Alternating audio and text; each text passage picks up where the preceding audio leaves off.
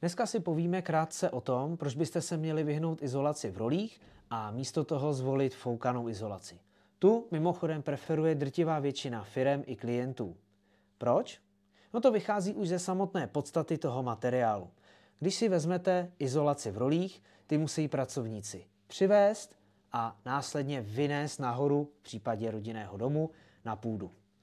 Tam role rozbalí, narovnají a začnou měřit a porcovat.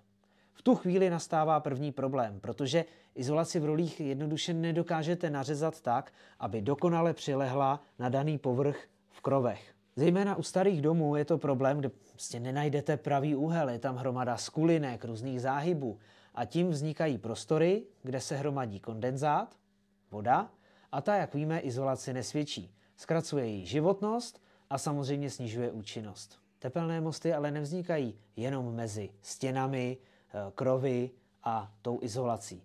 Vznikají také ve spárách, kde na sebe jednotlivé rohože navazují. Snižuje se účinnost. Dalším aspektem je hmotnost. Protože dneska se izoluje na vrstvu 30 až nějakých 50 cm, dokážete si jistě představit tu hmotnost, kolik ty rohože váží. No a to znamená, že se nevyhnete instalaci nějakého podpůrného drátového systému, který samozřejmě zaplatíte navíc, jak v podobě času, tak i materiálu. Když si to shrneme, tak u izolace v rolích platíte čas kvalifikovaných pracovníků, než to vynesou nahoru, než si to připraví, rozbalí, naměří a tak dále.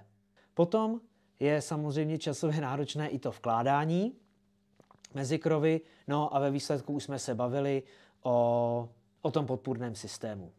Naproti tomu foukaná izolace, jak název napovídá, se do krovů aplikuje foukacím strojem pod tlakem. Materiál tvoří malé části, které díky své velikosti veškeré dutinky a prostory dokonale vyplní.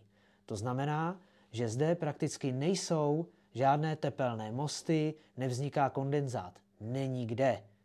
Zároveň foukání izolace nevyžaduje odhalení toho izolovaného prostoru. Celkově lze říci, že foukání izolace je 8krát rychlejší než aplikace v rolích.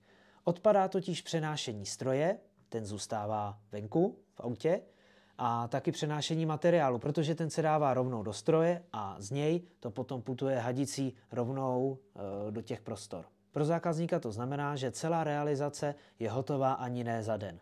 A pro firmu je přínosem, že jeden průměrný dům zafouká ve 2 pracovnících za jeden den.